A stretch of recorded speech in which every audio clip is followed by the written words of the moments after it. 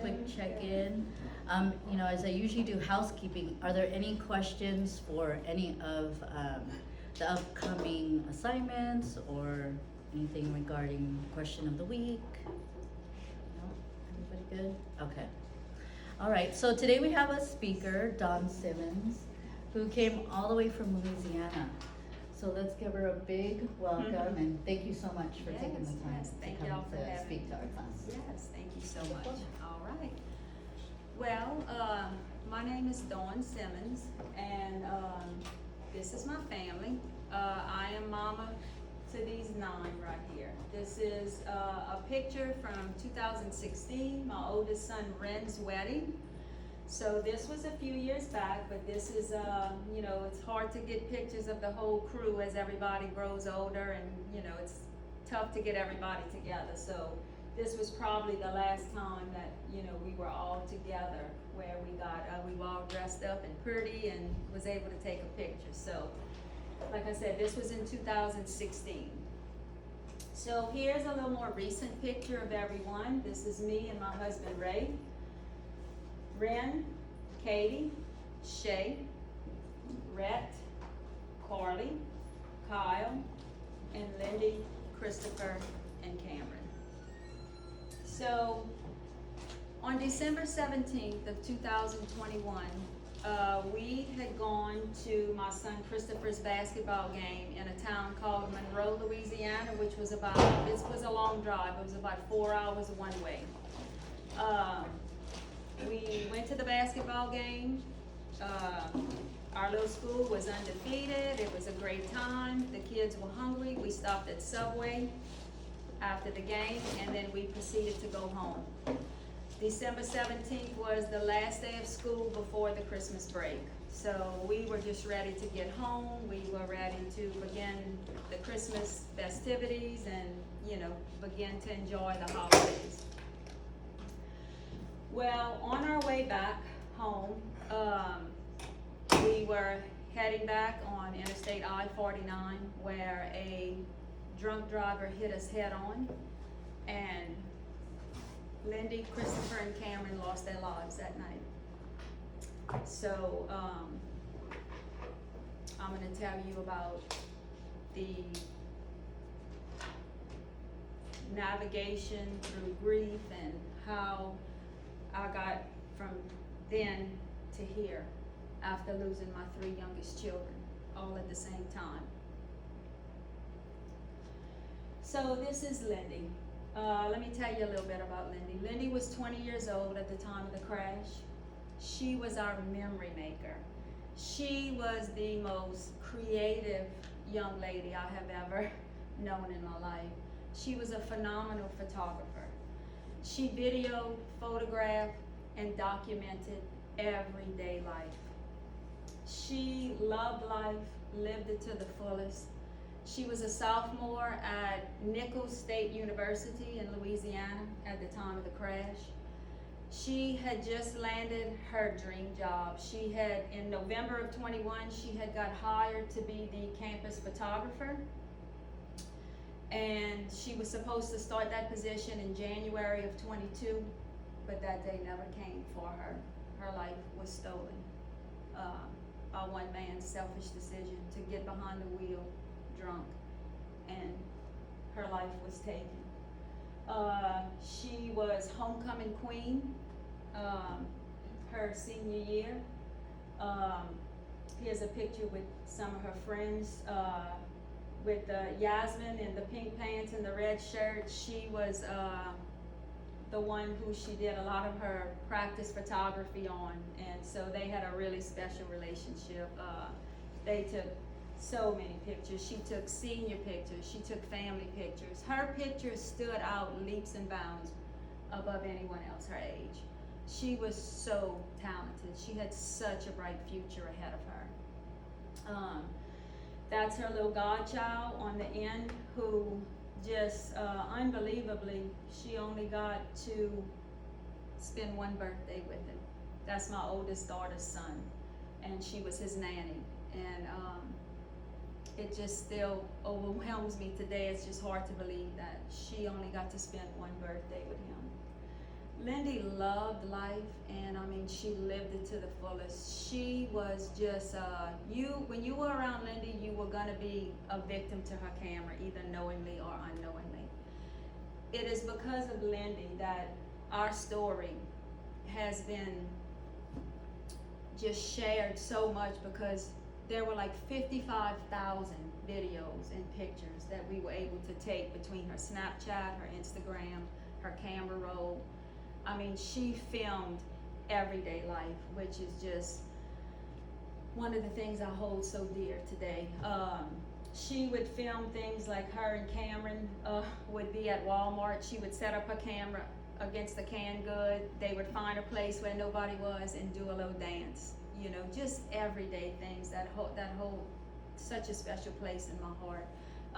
We have videos of her and Cameron pumping gas at a gas station, doing a high five, doing a little spin.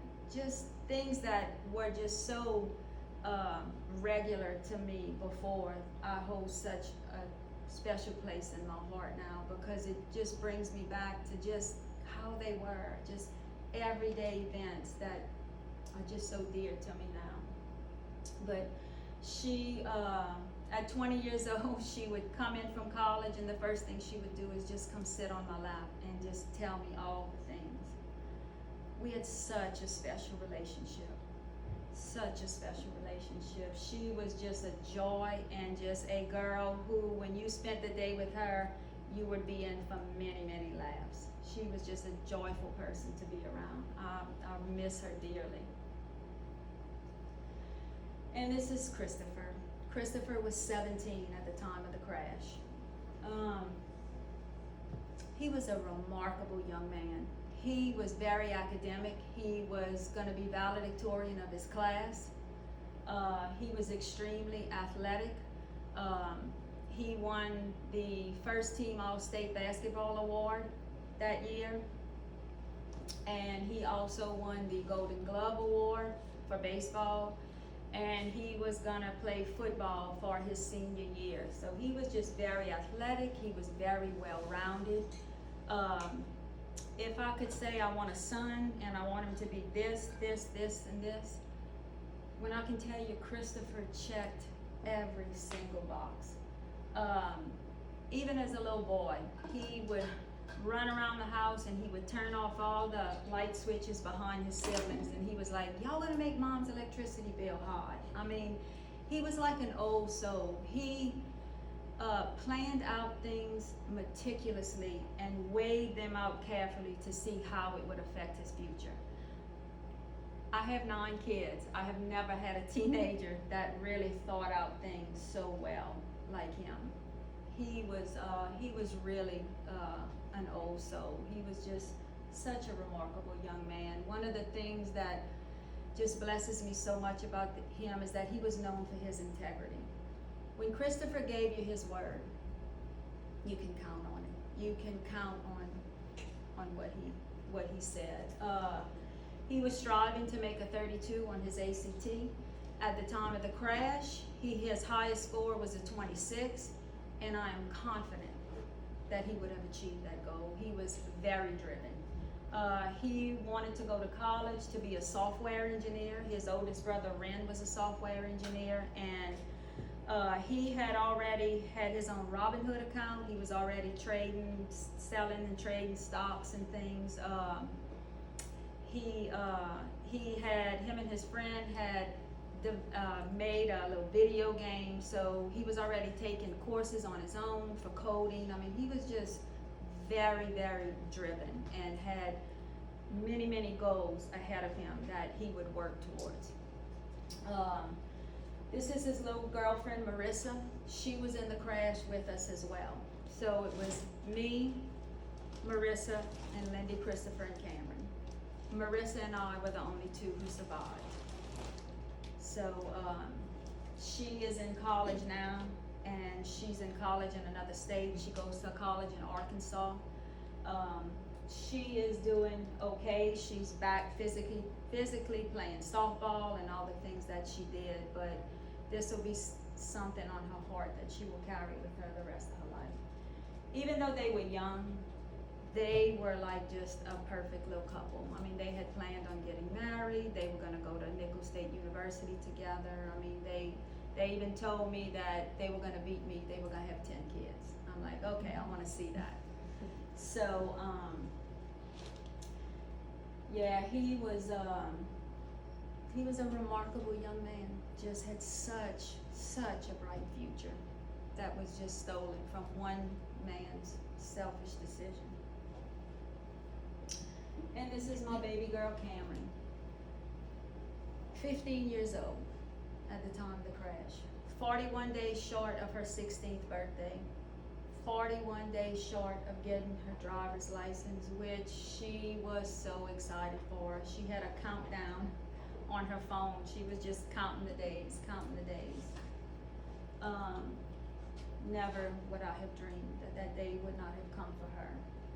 Cameron was the kindest child I have ever had the pleasure of being around. When we would leave Walmart, you know, sometimes they may have some little homeless people or, you know, holding up a sign, just needing a helping hand, maybe needing a meal, just needing something. If I didn't have money in my purse, Mom, go to the money machine. Her little heart would truly break if I didn't have anything to help them. She had her permit, so her and I did a lot of practice driving that year. Like the minute I'd get off of work, come on Mama, let's go drive. So we would drive and we would get in the car, she would get her little playlist together and we would take off. And when I tell you that child would sing and sing and sing, she had the most beautiful singing voice. It's one of the things that I'll really long and miss so much today when I get in the car, because I still look for her. I still long to hear her sing and her sitting on the side of me. She was a cheerleader. She also played softball, and she wanted to go to college and follow her big sister Katie. She wanted to get into health information management, where you do like inpatient coding and stuff, because she's just like her big sister. A lot of times we would walk in on her big sister because she works from home, and my daughter would be doing a facial while she's working. So she was so like, that's what I want to do. So they were really a lot alike, but she was a kind child who just, her heart really broke when she saw people hurting. So that's just a little background to kind of let y'all know who they were, how special they were, and why this loss is so hard to navigate through. So do I just press that arrow again? Oh, yes. Okay.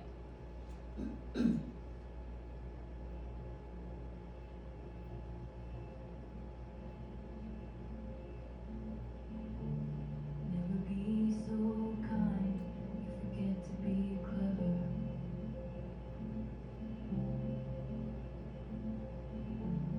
Never be so clever, you forget to be kind.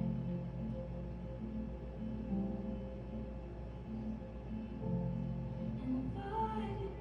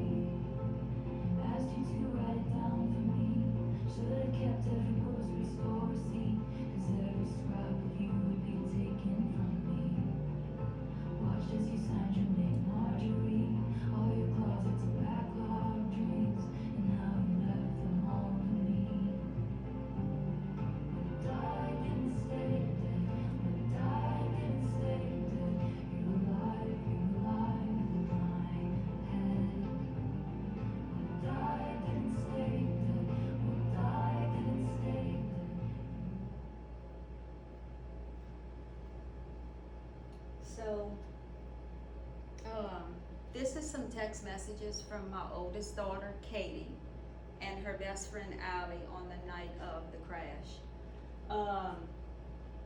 My daughter, Katie, received a phone call from my husband. The paramedic had called him and said, "We have your wife. It's not looking good. We have her stable enough. Get to Lafayette General." And he was like, "Okay, but what about my kids?" And he said, the paramedic said, "We just have your wife. We don't know anything about the kids. I'm sure once you get to the hospital, you'll be able to find out more information." So he heads to the hospital and he calls my oldest daughter, Katie, who was at a Christmas party with her husband.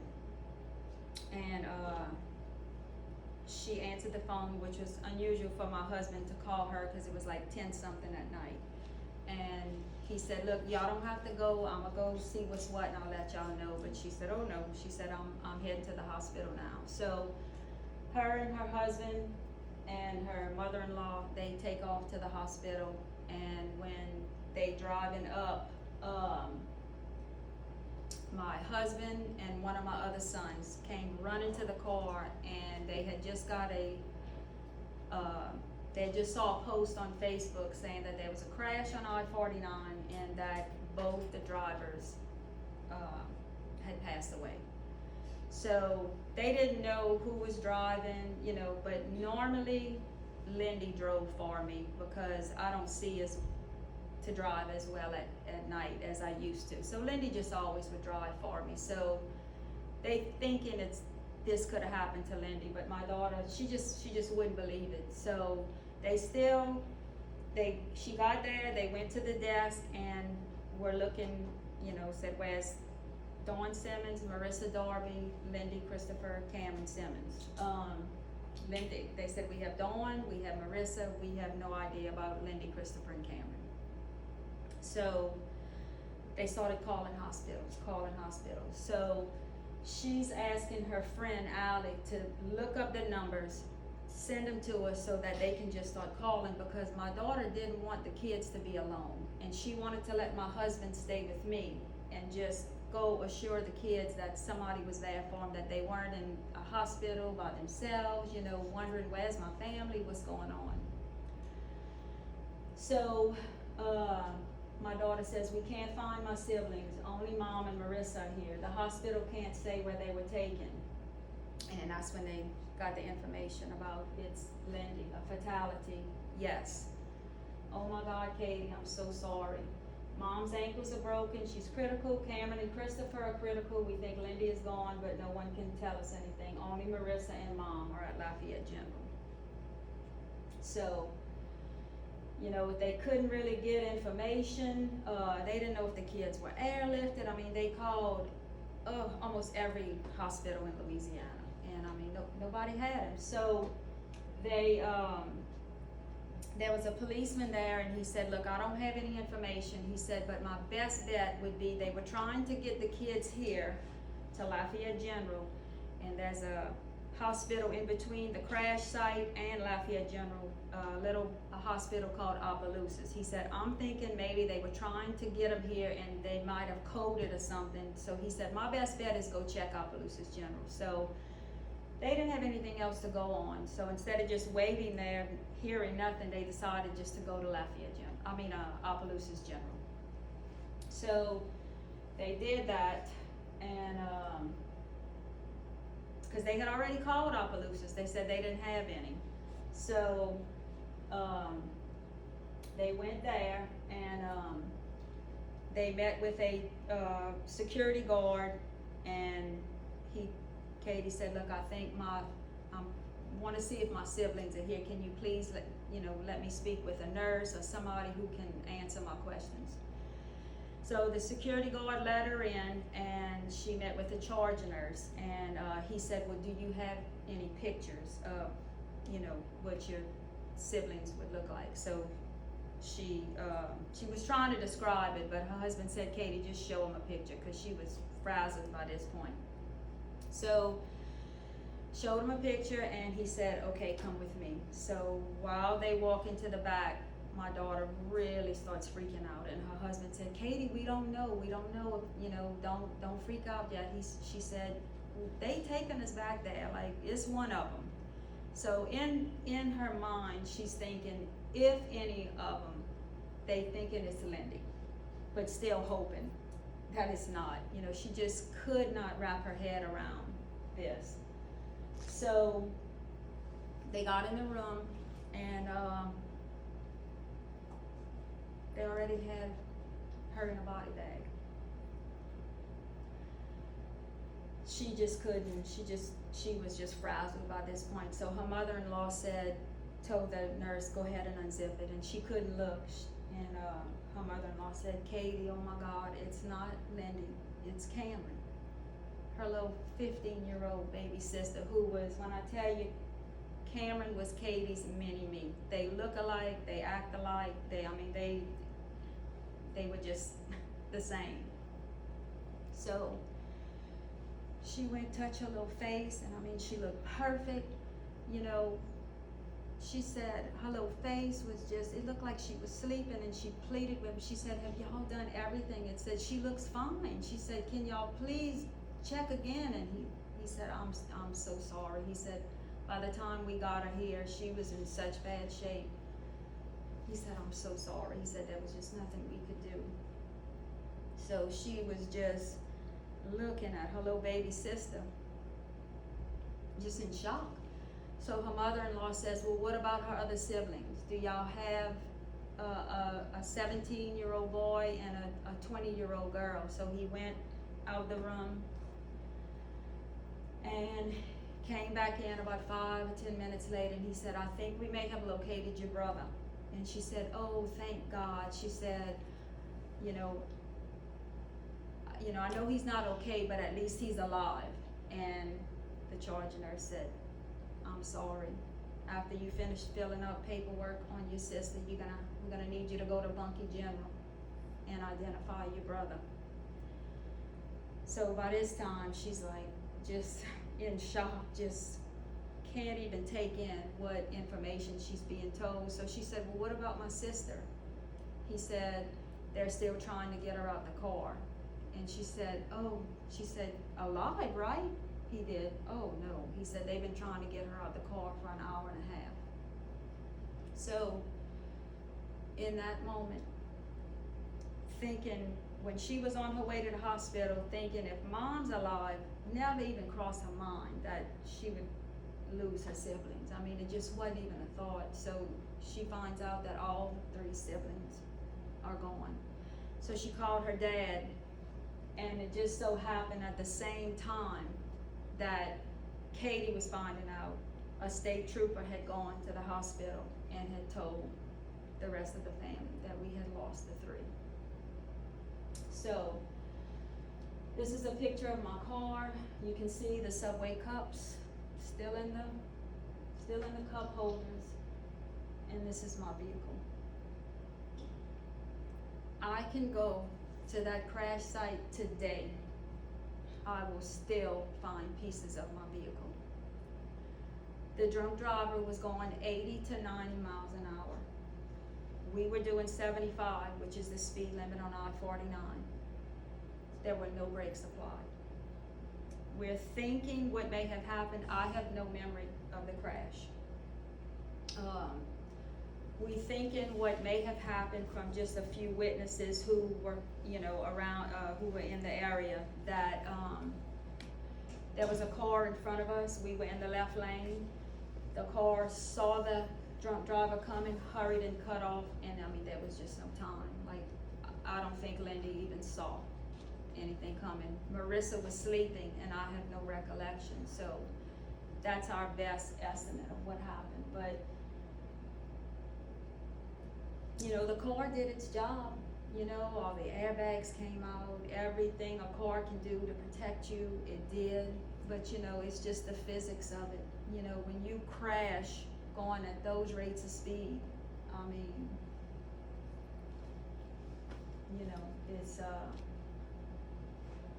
it's just hard to escape that. Lindy was driving. I was sitting in the front passenger seat. Christopher was behind me.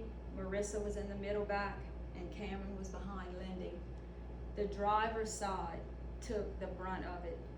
it seems like Lindy was about to merge into the other lane because from the middle of the car to the driver's side of the car, that's where the hit took. So it spun us off to the side, and the drunk driver flipped over us and landed in the median. He was ejected from his vehicle and his truck landed on him. There were 5 deaths that night. My 3 kids, full of life, young, bright futures ahead of them. The drunk driver, and then further down the road, they were diverting traffic because of all what was happening. And an elderly gentleman rear-ended a state trooper patrol car, and he was killed as well. So from one man's selfish decision, there were 5 deaths that night. He was 3 times the legal limit. He was in his underwear, going the wrong way down the interstate at 80 to 90 miles an hour when he crashed into us. You can see just a little more clearer pictures of my car.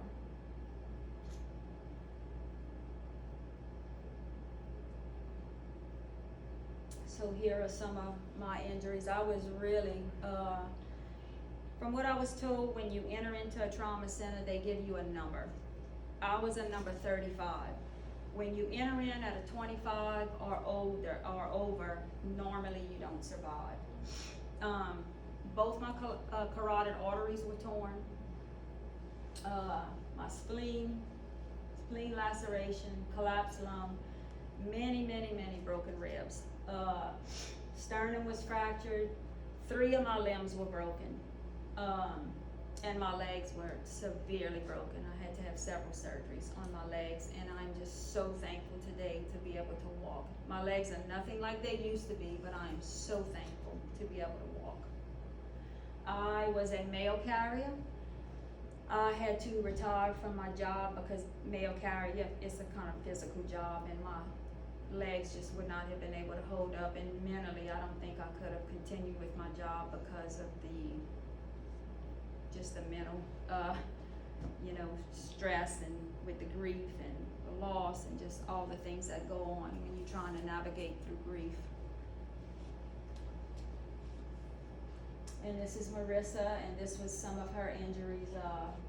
She broke her left femur, dislocated spine, C6 and C7, left foot sprain, right hand fracture, ligament strain, and severe whiplash. But physically, she's doing fantastic today. Thankfully, her injuries were the least. She wasn't, hurt that bad considering the kind of crash that we were involved in. So these are just some more pictures of us. This picture right here is one I will always cherish. That was our last Mother's Day together. And these 3 were just always together. I mean, my daughter Lindy has so many pictures of these 3 together. These 3 had a very special relationship. They were really close and just had such a special relationship between them.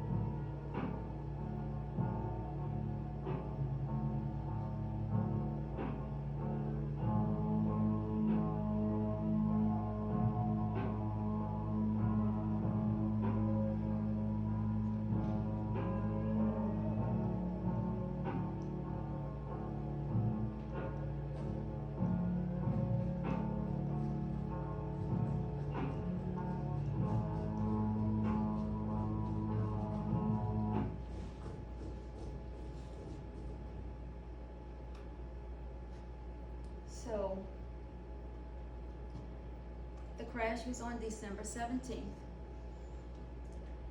They had to collaborate with the doctors of how long I would be in the hospital, when would I be able to do the funeral, all the different things. So they decided on January 3rd, which this is this day, to view the family viewing.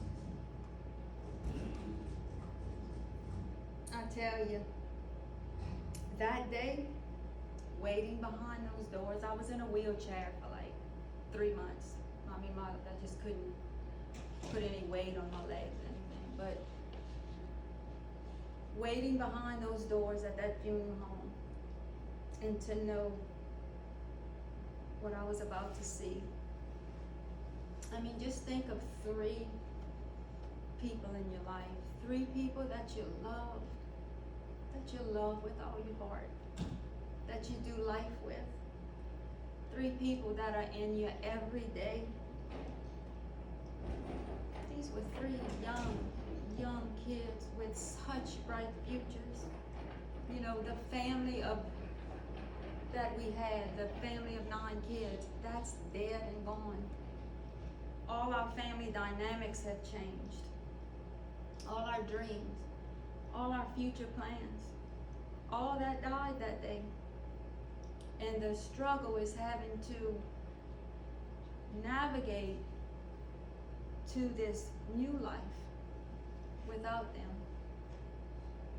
that I didn't want. Sitting behind those doors, waiting for that door to open, was one of the most hopeless and devastated feelings of my life that I have ever experienced in my life.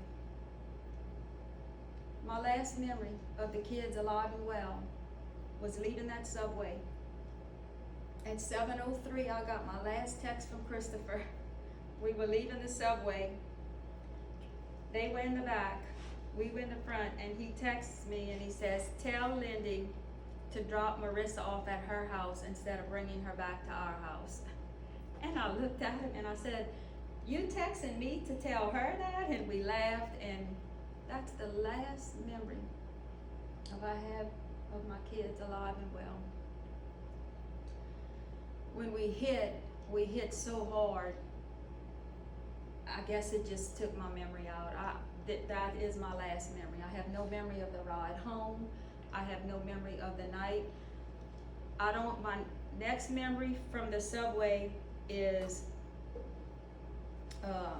Sunday night. They didn't tell me for 2 days that I had lost the kids because I was in ICU.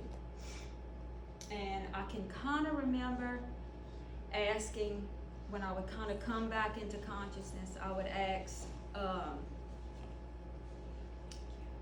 would say, "Where are the kids?" And my husband and my children would just say, "Mom, just worry about getting better. Just, it's okay, rest." But the little consciousness I had, I can remember thinking, that's not the answer that I'm looking for. I wanted to hear like Christopher's in room 315 with a broken arm, a broken leg. I never got that answer. So on December 19th, I had the first surgery on one of my legs. And the doctors gave him the okay to tell me because I kept asking and asking and asking.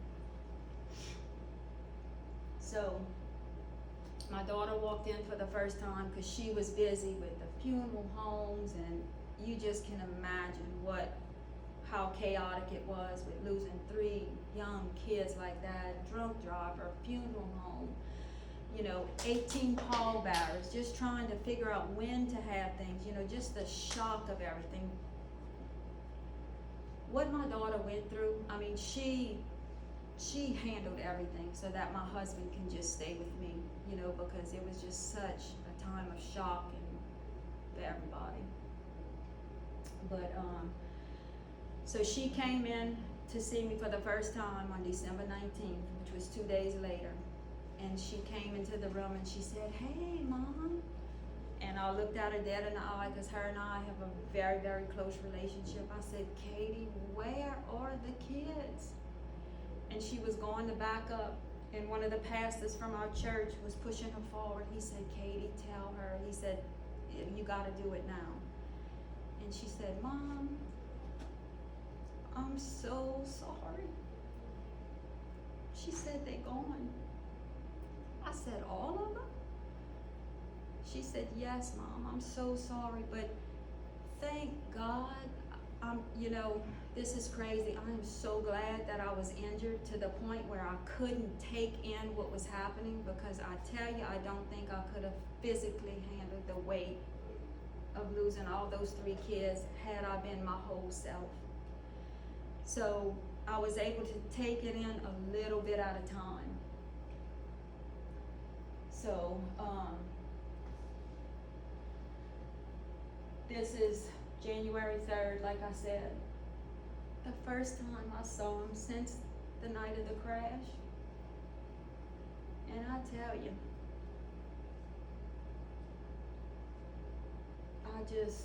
you cannot even imagine, you know, just think of you 3 people that I told y'all. Just think, 3 people that you love, that you do life with. Can you imagine? Go and see all of them in caskets. 3? You know, they were 18 pallbearers. It was just all their little friends, and it was just something I could have never even imagined. I just never could have imagined anything like this. You know, that's why, you know, normally I speak to high school students, but truly this is a message for any age person. You know, it is nothing could be worth this. Getting behind the wheel, drunk, distracted, you know, I'm telling you, it's not worth it. You know, there are 2 sides to this. One, you could either be the person who causes something like this and say you survive. Can you imagine the weight of living knowing that you were the cause of something like this from just a careless, selfish decision? I mean, think about it. Think about the weight of that. Or like us, we did nothing wrong that night, you know. So I always tell people, you know, it is my relationship with God that has got me from there to here. You know, if God put something on your heart, don't shove it off. You know, not me, not you, any of you are guaranteed tomorrow. Nobody knows what tomorrow may bring. I never thought something like this could happen to my family, ever. But none of us know what tomorrow will bring. I know where my kids are. I am confident, and I know where they are. And that is the thing that helps me, gives me the hope to move forward, because I know that I will see them again. You know, unfortunately, the mindset today is people who drink and drive or whatever, they just don't want to get caught. But guess who got caught that night? We did. An innocent family. 3 beautiful children who were so full of life and had futures and dreams. Christopher should be in his first year of college right now. Cameron should be a senior in high school. Lindy should be a senior in college. So it's all gone. That's what I mean. The family I knew is dead. So much died that night. For months, I could not even speak. I tell you, I was broken in every way you can imagine. Mentally, spiritually, physically. I just couldn't see how I could move on for this. I didn't think I would ever have anything to look forward to, anything, any reason to continue to live. But I tell you, it's so strange, because you know how God gave me my hope and my will to live again, it was through a YouTube video. Because I was in a wheelchair. I couldn't go anywhere, I couldn't do anything. We were just scrolling through YouTube and we came across this lady named Dr. Mary Neal, who she was a orthopedic surgeon, very, very credible lady, who had died and then came back to life. She had come back. She was dead for 30 minutes. She had drowned. And it was her description of heaven, the realness and the reality of heaven. And that's what I needed, because my babies were there. And it began to give me my hope back of her description of heaven and just the love that she felt there. I mean, I would have never dreamed, a YouTube video. And I actually got to meet her about 4 months later. So, you just never know what God will use to bring you from here to there, because I can tell you it is a miracle that I am standing here in front of you. Like I said, for months I could not speak. And for me to go from there to here is just an absolute miracle. We have started a nonprofit, and the name of it is Simmons 3, and we do things like this. We try to educate and make people aware of how decisions have consequences. Every decision has a consequence, whether it's good or bad. Now, will this happen every time someone chooses to get behind the wheel while drunk? No. But would you be willing to take that chance? I don't think it's worth it. There is nothing worth this. There is not a single area of our life that has not been affected by this. Every day that I'm home, I haven't been this week because I'm in California now, I keep a grave cleaning kit in the back of my car. I was such a hands-on mom. I go every day that I'm home in Louisiana. And I go and I clean their gravesite just to give me something to do for them. But this is for them. I want to make a difference in other people's lives, to carry our story in your heart so that another person does not have to live through this pain. My heart will be broken until I take my last breath. I love these kids. They were the joy of my life. I truly love them. And I want to make a difference in other people's lives, because I'm telling you, you don't want to walk this road. It's hard. My day is hard every day. Every day is hard. And this is the day of the funeral. 3 caskets, 18 pallbearers. These young kids having to experience the death of their close friends, the tragedy. It was just a heartbreaking thing for our community. I mean, the school that my kids went to, like Christopher's graduation was May 18th. All those empty chair events, the school things are so hard for me, because you watching all these kids who I love, continue on with their life, graduate, look forward to college, look forward to dreams that they have. But my son and my daughter are not there. Cameron will be a senior this year. You know how many empty chair events I'm gonna have to attend again this year? They are heartbreaking. They are so hard to sit there. But I wouldn't ever miss any event where they are honored or acknowledged.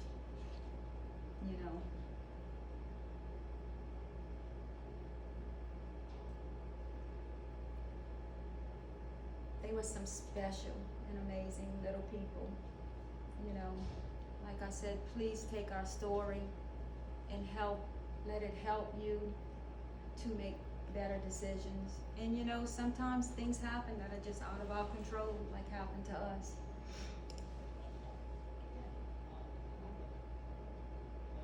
This is the actual crash site where my life changed forever. We have that 3 little crosses that we made. Lindy died instantly at 9:01. Cameron died at 10:33. Christopher died at 11:06. And here's the thing, even though their times of death was different, you know, when these things happen, 9:01 your people are here, 9:02 they're gone. You cannot say, I'm sorry, I shoulda did this, I wish I woulda did that. You know, that's it, it's done. There's no going back. What happened at 9:01 is done. There's no reversing it. The damage is done. That's why it's so imperative to, you know, make decisions before you get behind the wheel of a car that you will not deter from. You know, settle it in your heart. It's not worth it. You know, me, y'all, you know, we take things for granted. But once these things are done, that's it. There's no going back. The damage is done.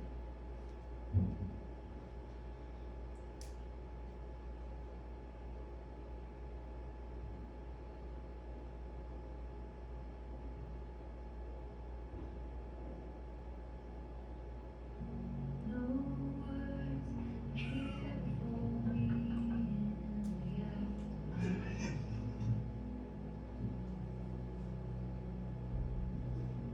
Salt streams out my eyes and into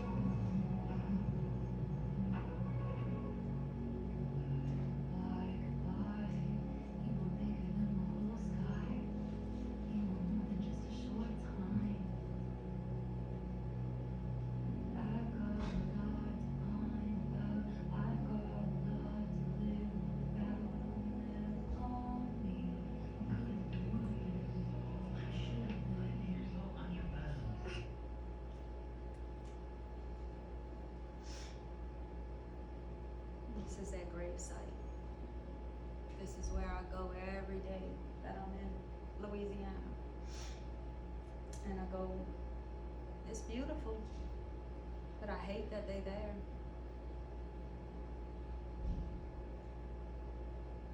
You know, it's like, my best description of what I can say about grief, it feels like I walk around with an invisible knife in my heart. You know, nobody can see it, but that's what it feels like. The silence is so loud in my house. We went overnight. I had 4 children still living in my home. So right after, my son had got a job, kind of in a little faraway town, so he moved closer to his work. So literally overnight, I went from 4 kids still living at home to empty nest. So we had the loss of the 3 kids, empty nest, and retirement. Those are 3 big things in people's lives that usually they have to take on, that they take on incrementally. Of course, the retirement and the empty nest, nothing compared to the loss of these kids. You know, it's literally like my house has lost its soul. So we are kind of contemplating, do we stay there, do we move? I go back and forth because if we move, I can't ever go back in their rooms.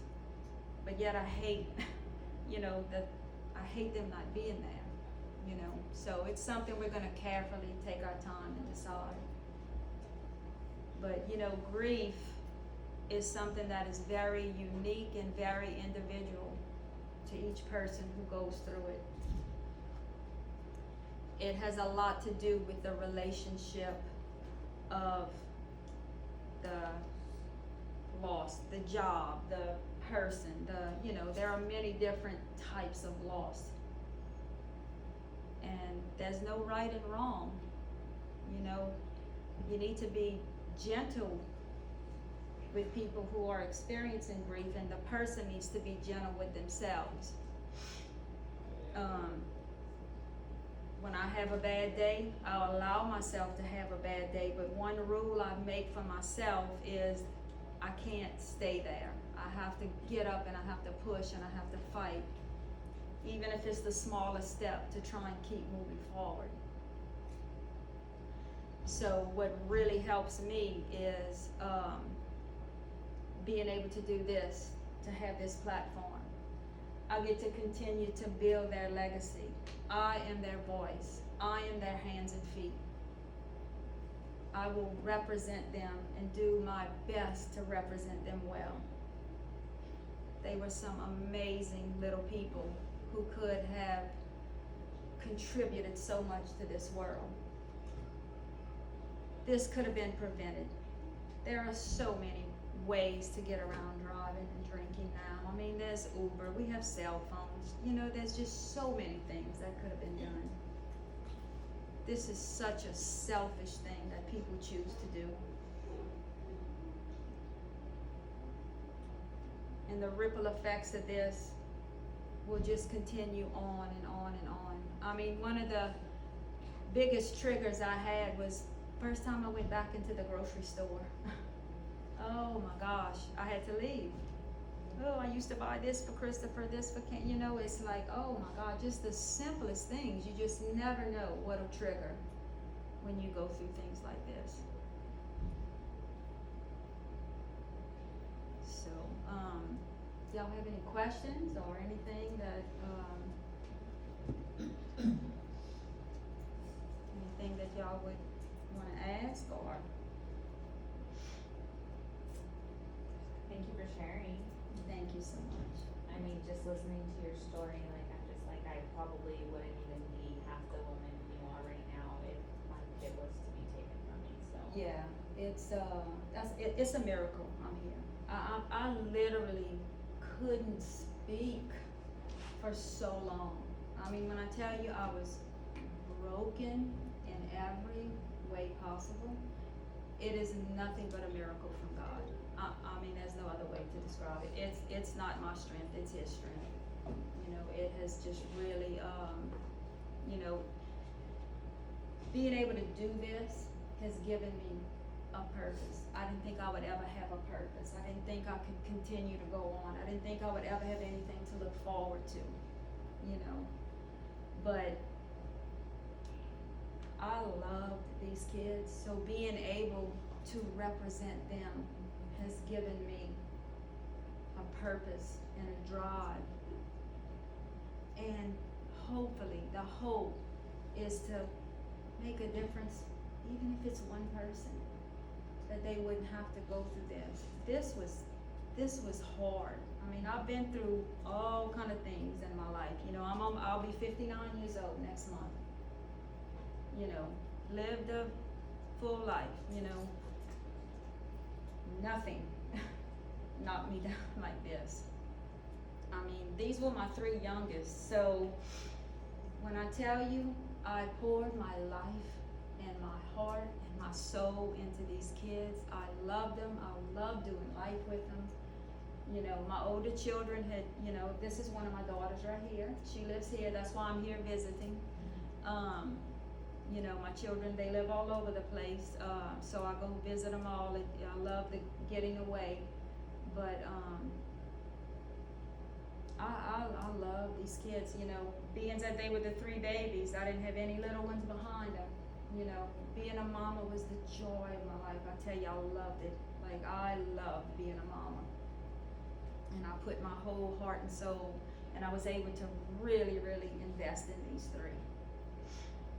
You know, they were so special. How are you able to like stay strong for your other children and vice versa, like your daughter stays strong for you? I try to, when I have a bad day, I try not to, because my daughter that still lives near me, she's 33, and she's the one who has did all the TikToks, and her TikTok is Katie Derwin1. I think she has almost 700,000 followers on it. She has an Instagram. She has a YouTube channel called That Simmons Sister, where it's just remarkable. I didn't even know these things existed. She got one of those YouTube button things.